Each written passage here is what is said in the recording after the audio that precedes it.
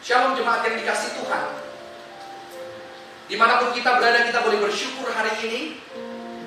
Kita sedang mempersiapkan diri kita di dalam rangkaian ibadah untuk boleh menyambut peringatan akan kematian Kristus besok dan juga nanti Paskah. Hari ini kita akan berbicara sebuah tema yang berjudul "Ke dalam tanganmu kuserahkan nyawaku".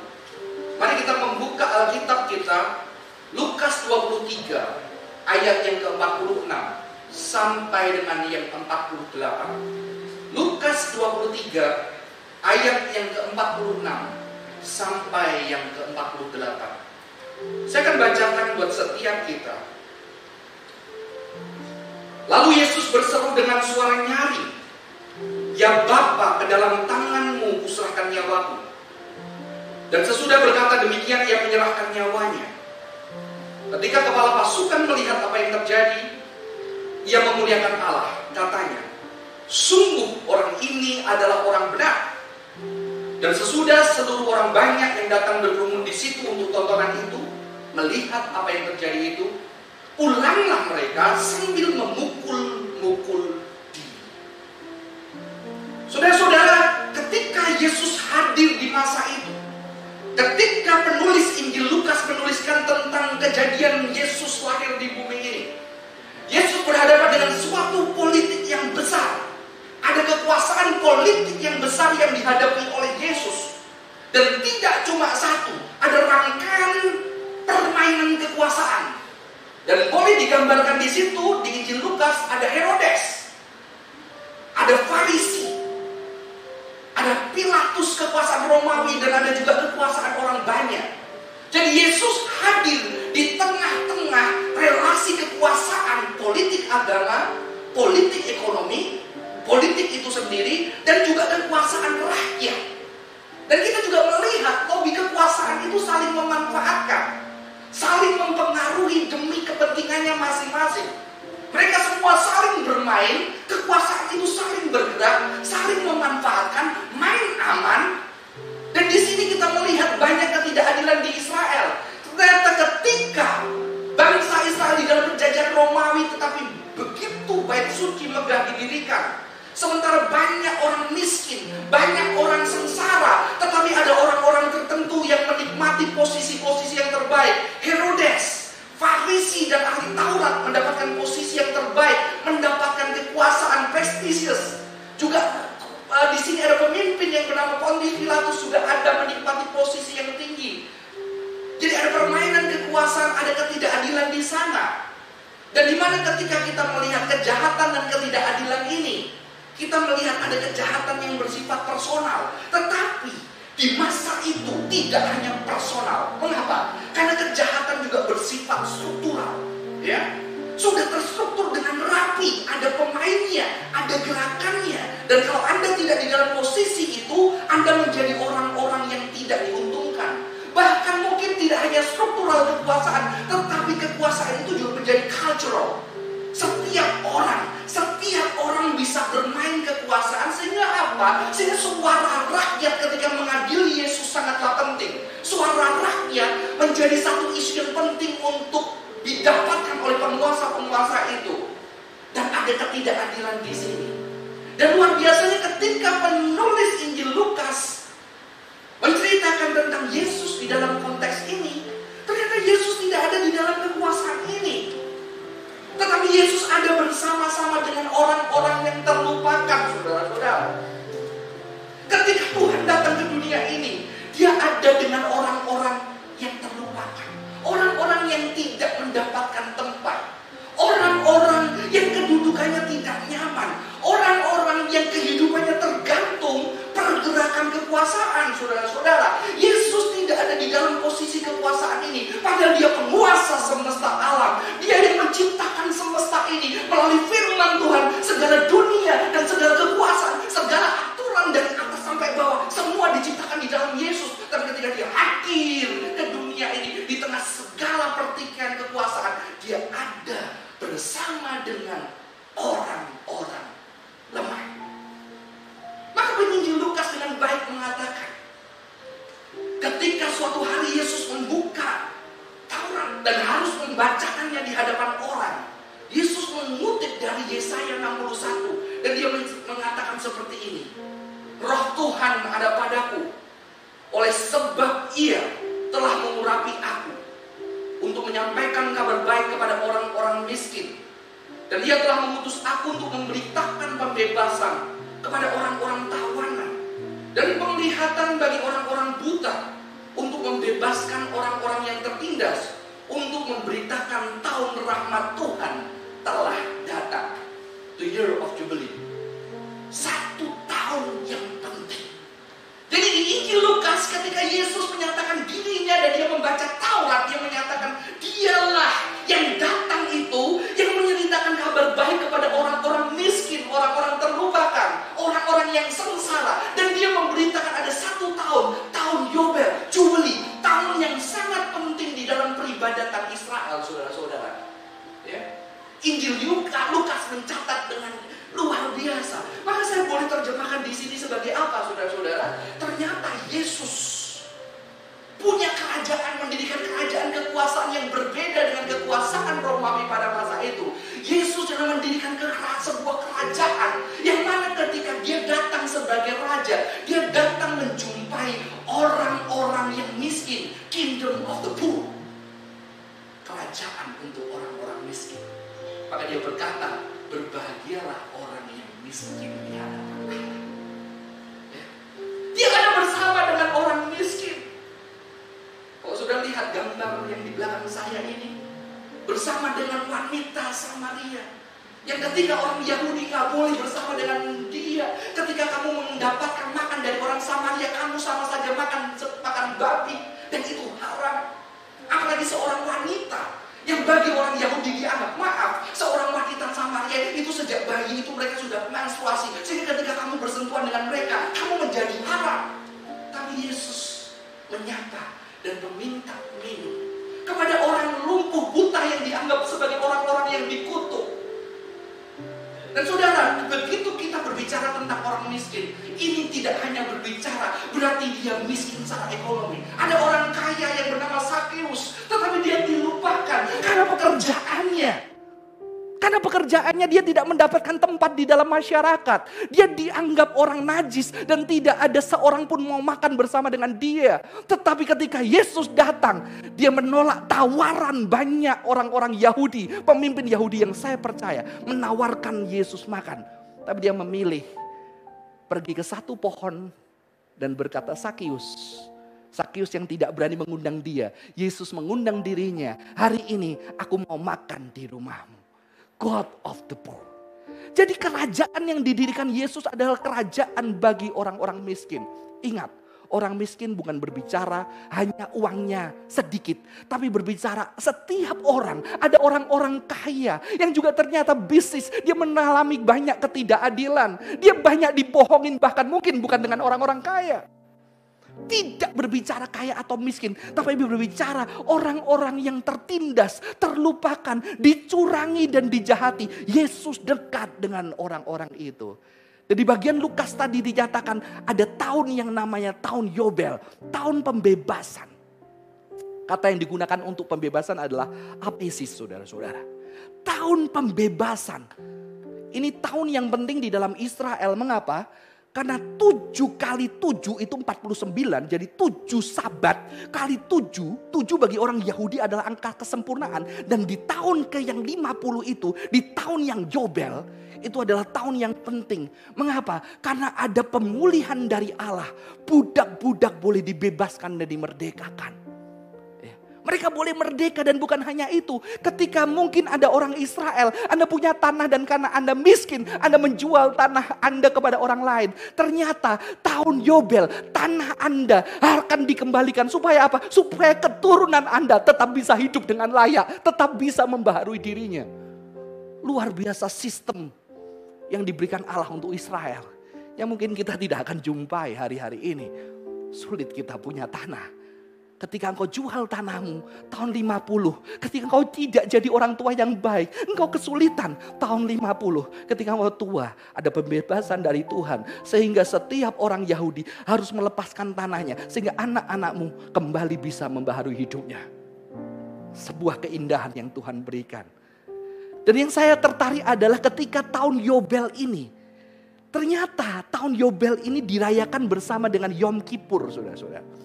Tahun pembebasan, tahun yang ke-50, itu selalu dirayakan bersama dengan Yom Kippur. Hari penebusan, the Day of Atonement. Ya. Dan saudara tahu, hari penebusan itulah hari yang paling penting bagi orang Yahudi. Hari perayaan yang paling penting adalah hari penebusan. Jadi Lukas membawa ini. Ada tahun Yobel, pembebasan, keadilan. Karena Tuhan pingin apa? Ketika ada umatnya, ketika umatnya berkuasa, umatnya mendatangkan keadilan buat orang lain. Sehingga budak bisa dibebaskan, sehingga orang yang susah bisa dipulihkan. Tuhan mau ada berkat yang nyata secara struktur sosial, secara struktur ekonomi, saudara-saudara. Tapi itu tidak terjadi ketika ada kekuasaan Romawi, kekuasaan Farisi, kekuasaan Herodes, rakyat sengsara hidupnya. Tapi ternyata Lukas tidak hanya menceritakan ada tahun yang namanya tahun Jubeli, tetapi Lukas menceritakan ada perayaan yang lain. Kenapa? Karena tahun Yobel dirayakan bersama-sama dengan Yom Kippur, hari penebusan. Saudara-saudara, hari penebusan itu sangat penting. Ya. Mengapa? Karena di dalam perayaan Yom Kippur ada satu kejadian, seorang imam besar harus masuk ke ruang Maha Kudus, ruang yang terkudus, tempat kehadiran Allah, dan dia harus mengenakan linen putih yang artinya apa? Perbuatan yang bersih murni. Dia harus masuk setahun sekali untuk membawa perdamaian. Dan di situ dia mempercikan darah di tahta kudus Allah. Di tabut perjanjian dia memercikan darah sebanyak 7 kali. Mendamaikan dosa Israel. Semua dosa Israel ditebus dengan percikan darah 7 kali. Setiap 1 tahun sekali mereka merayakan Yom Kippur.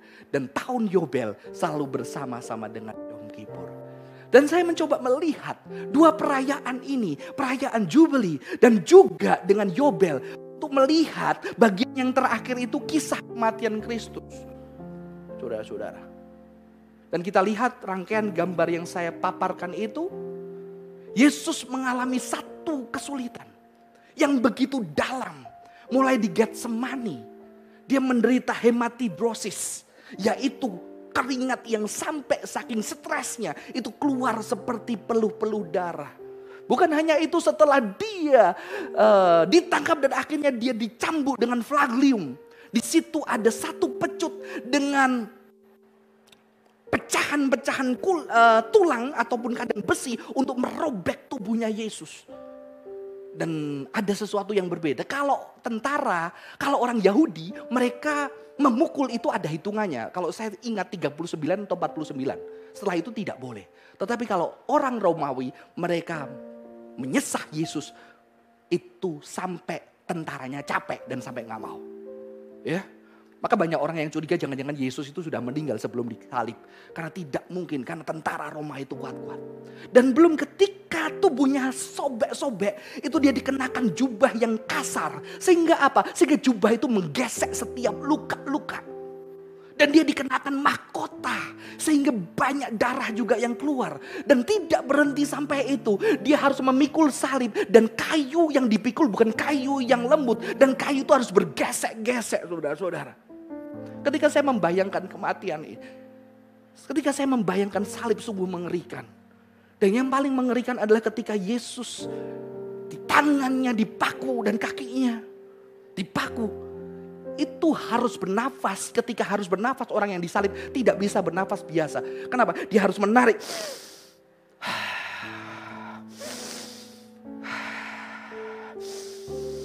Jadi setiap tarikan itu ada luka yang begitu dalam.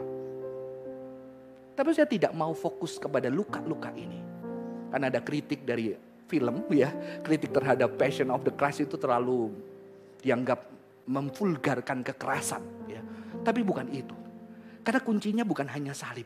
Ternyata ketika dia menjalani semua ini, saudara-saudara, dia menjalani semua ini dengan kasih yang begitu besar. Dia tetap bisa mengampuni tentara-tentara.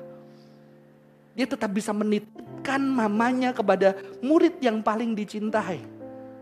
Dia tidak membenci, dia menyongsong salib itu. Dan di situ dia memercikkan darahnya. Satu kejadian. Dan tidak ada orang lain di muka bumi ini yang bisa menggantikan kejadian ini. Sehingga saudara-saudara, Ibrani 9 ayat 12 mengatakan apa? Dan ia, singular, ia saja telah masuk satu kali untuk selama-lamanya ke dalam tempat yang kudus. Bukan dengan membawa darah domba jantan dan darah anak lembu, tetapi dengan membawa darahnya sendiri. Ibrani menuliskan tentang rangkaian Yesus sebagai imam besar agung. Satu-satunya tidak bisa digantikan oleh siapapun. Karena itu terjadilah pendamaian kita dengan Allah. Dan inilah yang digambarkan Injil Lukas. Ketika Yesus mati terjadi pendamaian. Dan saudara jangan salah. Ketika dikatakan Bapa, kuserahkan nyawaku kepadamu. Di sini Yesus yang menyerahkan nyawanya. Jadi Yesus bukan mati karena korban kekerasan. Ya, Yesus menjadi korban kekerasan, kejahatan, ketidakadilan, segala pengadilan yang buruk. Tetapi Yesus bukan mati karena itu. Yesus menderita karena itu. Tetapi untuk kematiannya, dia yang menyerahkan nyawanya ke tangan Bapa. Seperti imam besar yang masuk ke ruang maha suci. Yang memercikkan darah, tetapi dia memercikkan darahnya sendiri. Dan ini adalah wujud obedience, tanda cinta yang besar. Jadi salib, kita bukan fokus pada kekerasan, kengeriannya ketika itu Yesus tubuhnya dihancurkan, tidak. Kita fokus kepada cinta yang besar. Cinta yang besar ketika sang cinta itu, sang kebenaran itu, sang keadilan itu datang dengan kehendaknya sendiri. Dan dia masuk ke tempat yang paling kudus yang tidak ada seorang pun bisa masuk. Dan dia mencurahkan darahnya. Sebagai bentuk cinta dia kepada Bapa. Dan sebagai bentuk dia cinta kepada manusia. Termasuk orang-orang yang menyalibkan dia. Saudara-saudara, ketika saya membaca satu tulisan dari kelompok Messianic Judaism,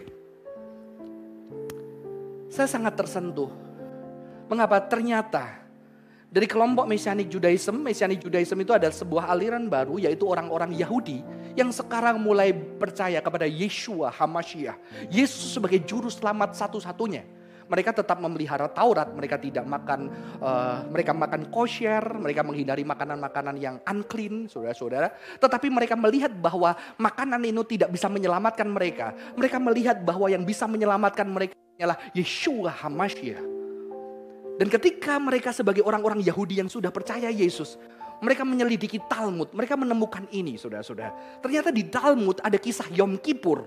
Di kisah itu dituliskan di dalam Talmud seperti ini.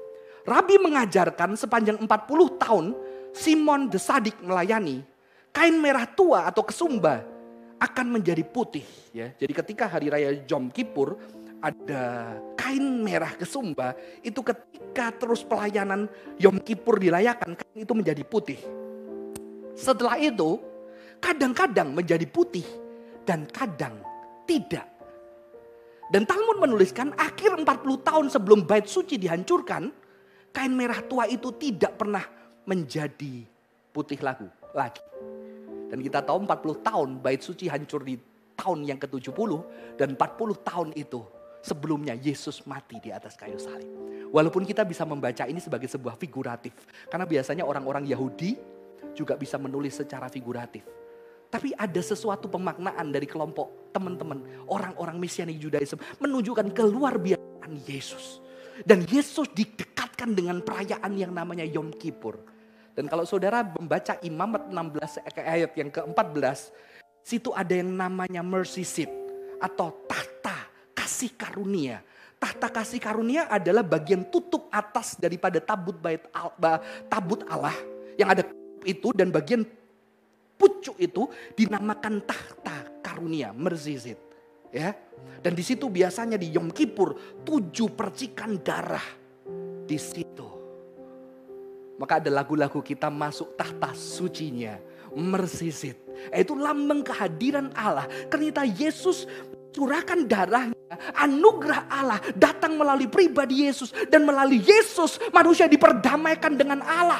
Maka ada kasih karunia Allah kepada setiap orang. Setiap orang yang percaya kepada Yeshua, Yesus sebagai Mesias.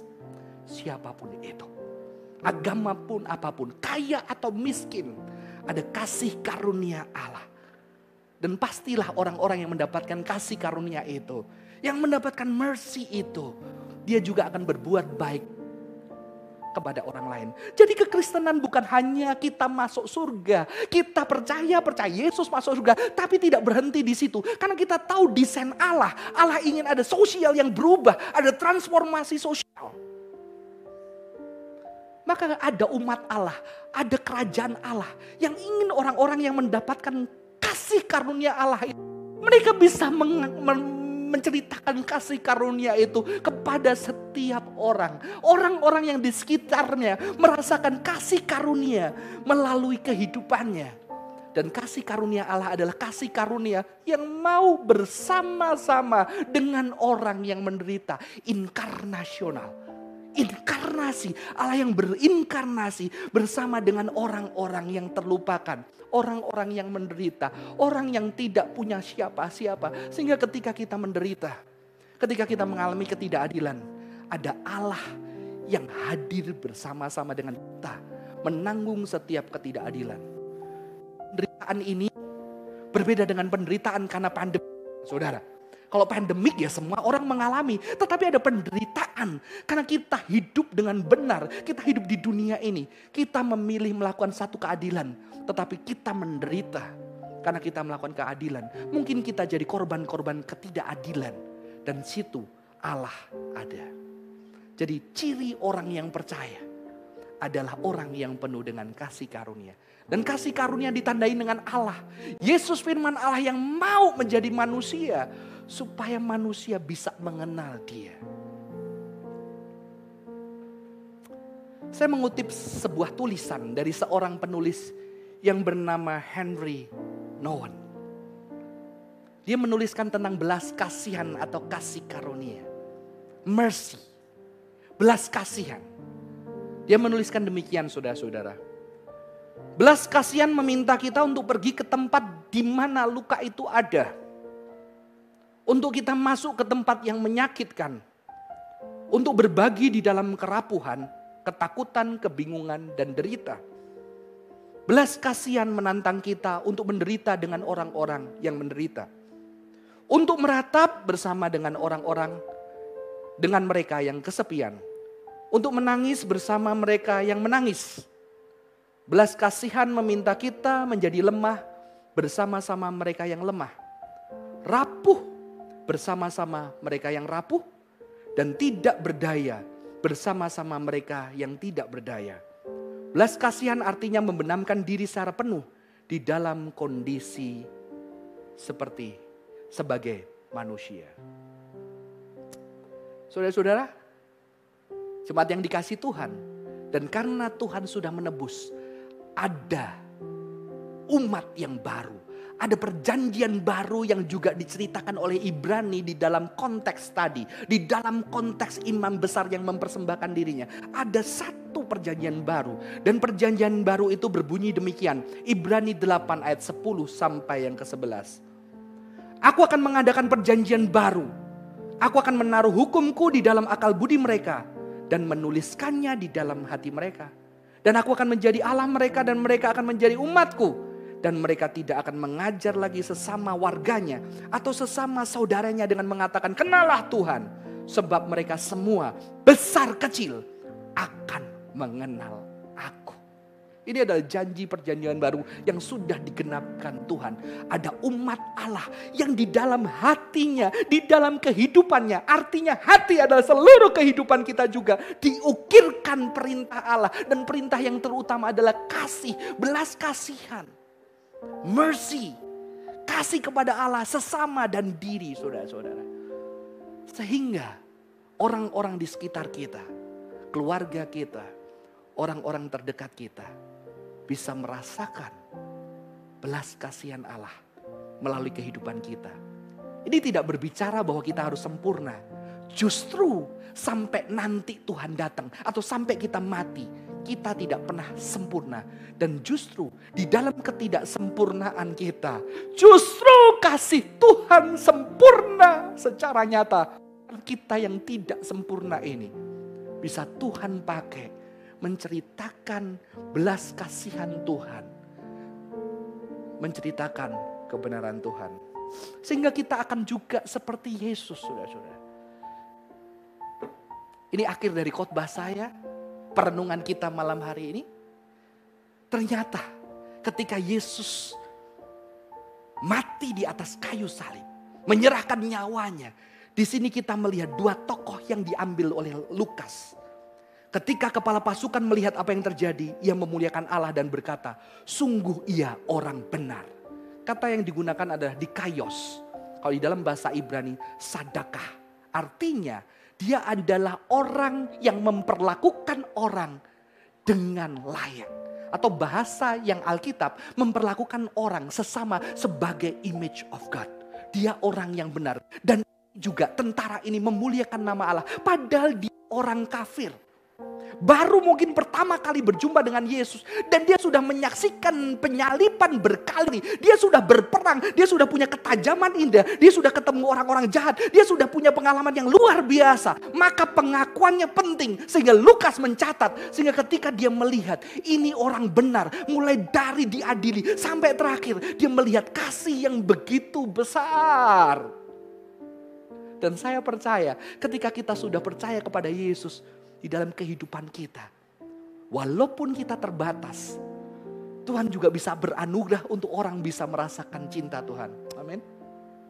Dan yang kedua adalah ketika orang banyak melihat apa yang terjadi, ia pulang ke rumah memukul dada. Ini paralel, saudara-saudara. Ketika orang banyak melihat apa yang terjadi, ia pulang ke rumah memukul dada. Tanda penyesalan. Penulis Lukas mengambil bagian ini untuk mempersiapkan nanti di Kisah Para Rasul. Ketika Yesus bangkit, maka ada banyak orang melalui khotbah Petrus banyak bertobat.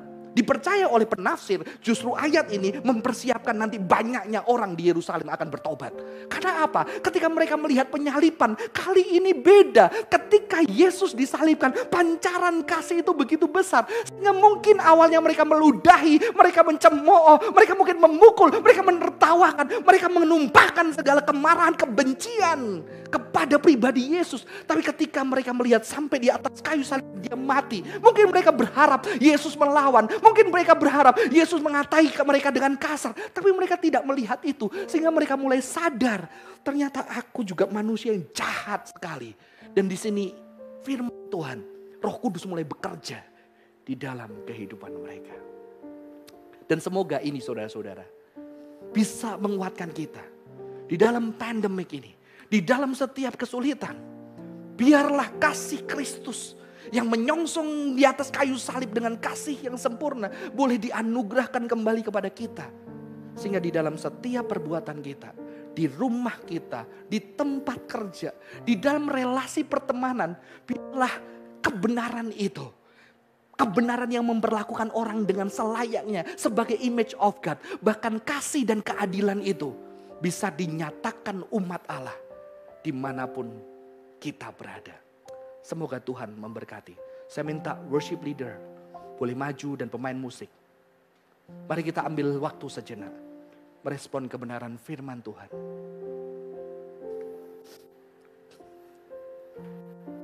Kita akan memujikan ref dari pujian ini. Crucify. Dengan lembut kita katakan bersama-sama. Kita nyanyikan bersama-sama. Sambil kita merenungkan Kristus yang mati.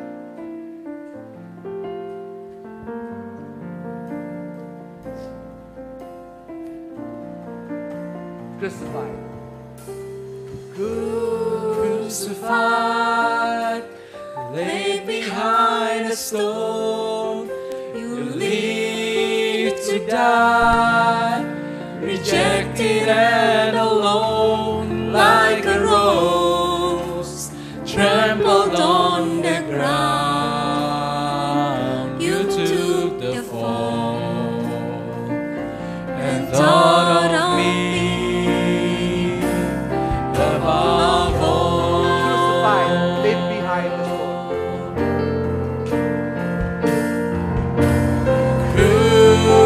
Crucified, laid behind a stone, you live to die, rejected and alone, like a rose, trampled on the ground.